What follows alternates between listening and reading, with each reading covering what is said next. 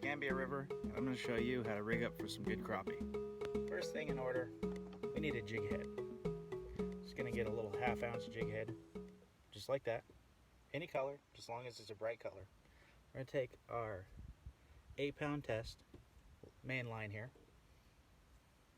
I'm going to put it through the eye of our jig head. Just like that. Very simple to do. And we're just going to do a simple pretzel knot. We're just going to go over and under about 3 times. 1, 2, 3. Pull through, just like that. See there? Just pull it nice and taut, not too tight. Then on the tag end, we're going to do an overhand knot, pretzel knot. We're going to wrap it about 4 times. 1, 2, 3, and 4, just like that. And what that does, that's a stopper knot. And we're just going to go ahead and clip that. I don't recommend using your teeth. Then you have a tag here, your main line. You're going to pull your main line just a little hard, not too hard. You're going to pull that all the way through. A stopper knot stops that knot from sliding. We're going to pick your favorite jig, favorite grub. I like to go with chartreuse green. We got a split tail covered in fish oil. We're just going to slide that on, just like so. Slide it on just like so, all the way through. Some people like to go all the way up to the head. I don't. Just like that. Now what I really like to do is I like to take these little weighted bobbers right here, just like that. And since this is murky water, crappie are probably going to be feeding somewhat at about 3 feet. So I'm going to go about 2.5 feet. 2.5 feet on my main line. Clip that on there.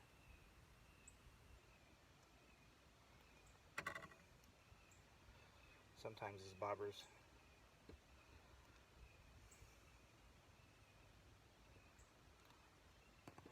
these weighted bobbers come in 3 different sizes at your local Walmart. They come in your large, your medium, and your very tiny. I like to go with the large, make sure it's a bright enough color. And I like to go, like I said, about 2.5 feet. I wrap the bottom twice on our clip of the bobber, and I just wrap the top of our main line just once. So now we're ready to jig. And we use that bobber, and when we cast out, we dribble that bobber like a basketball on top of the water. And what that does is it causes that little jig to look like a minnow. So I'll show you guys here in a minute. Okay, so now I'm going to show you how I use this rig. I just seen a little crappie jump right out there. So we're just going to see what we can do here. I'll show you how to use this rig. Just cast it out. We're going to reel up our slack. Hopefully you guys can see that. And we're just going to take the tip of our rod and flick just like that. We're just dribbling that bobber up and down. And what that's doing, it's causing that jig to flutter like a little minnow fish. Give that a shot. Well guys, down here at the Escambia River, I've had so far, yeah, do you like my rod holder? Yeah, perfect. Anyways, so check this out. Look what I got on the stringer. Beautiful channel cat. Beautiful channel cat. I'd say about 5-pounder, 5-8 pounds. Beautiful fish. Beautiful female. Just to give you guys, I wear a size 12, so yeah, beautiful fish.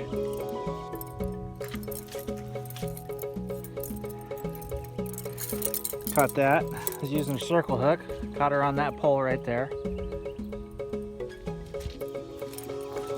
So hopefully we can land us another one. There you go. Go stay fresh. Go get fresh.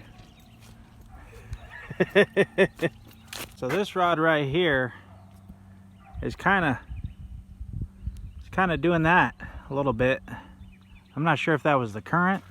More than likely it was the current, but earlier we had something picking it up and dropping it, picking it up and dropping it. A little fish. Hopefully something big will just take that thing and just send it.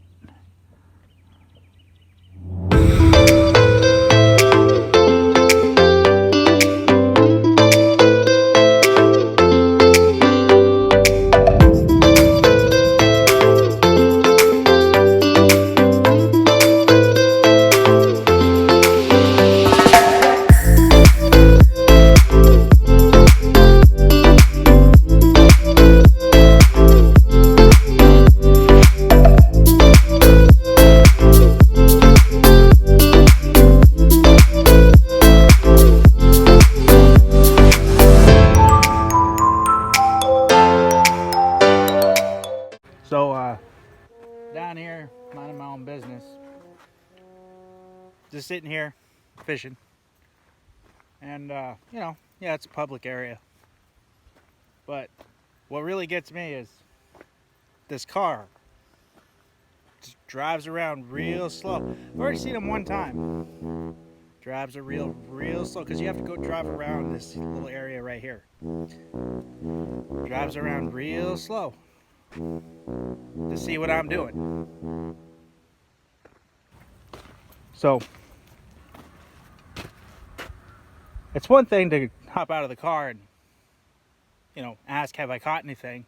But to drive around real slow, that just tells me that you're up to no good. And he's over there, sitting right over there. So we'll keep up with his activity, see what he's doing. Keep you guys updated. So no activity from Mr. Suspicious Vehicle over there. Just as long as he stays over there, we're good. Otherwise, I might have to call the sheriff. He's acting real suspicious, though. He hasn't come out of his vehicle, nothing. Anyways, it's not my business. Don't really care. Just stay over there. I just pulled a Dr. Seuss without even realizing it. So, I just reeled this rig up right here. Yes. I know there's some of you that's going to be like some fisherman critics anyways. Yes, I'm using my surf pole here, but I switched the line out from 25-pound test. I got 50-pound monofilament right here on the main line. And as we go down here, I have a little bead right here, right next to my knot. That's to protect my knot from this slider on the weight. And that's a 2.5 ounce weight, and I got a swivel right there. So that way it gives a little bit of play. See that right there? 2.5 ounce weight. And then down here, I rigged up my own leader with a slider, with a sliding circle hook. Also, they're both with a snailed circle hook with an egg loop, so that way I can hold on to the bait better. But this leader right here is 80-pound test, and we have our little swivel, of course. So I'm gonna chop up some croaker here. We got some croaker as bait. Oh, I'm gonna take this little piece right here, throw that out, use that as chum. Turn the camera around. We have mackerel and we have croaker. That's what I caught that little guy on last time. That's not a croaker, that was a trout. I don't want to use a trout. Anyways, we'll take a piece of croaker, cut him up. Oop, gotta go get my knife. Where's my knife? Where's my knife? What'd I do with it? Ah, yeah, I used my knife to prop my phone up because I don't have a phone stand. Maybe you guys could be gracious enough to send me one of those. Send me a phone stand so that way I can actually, maybe some, if you guys have any extra GoPro equipment, that'd be great. Up, down at the bottom, down here in the description, I'll send you my address. It'll be in the details but we'll chop this guy up. So this is the whole fish right here. So we have the tail. I don't ever use the tail. Sometimes I use the head, but not today. So I have basically the back part of the fish and the body. Then we're just gonna basically rig this guy up right here. So yeah. Also, if you guys could donate to my channel, that'd be great. I'll leave the temporary PayPal information, the email to the PayPal. That'd help us out tremendously so we get this channel up and going. So that way you guys could see better content. But anyways, see if we can get us another cat. This rod so far hasn't done anything. No action on it, no bites. But I'll just leave it in the water, cast this bad boy out. That current out there is pretty strong, so that's why I have to use a really heavy weight on it. So anyways, we got our rod all baited up. This, just to let you guys know, I said this was a slider hook. It's basically, you can adjust it to any length you want on your main line.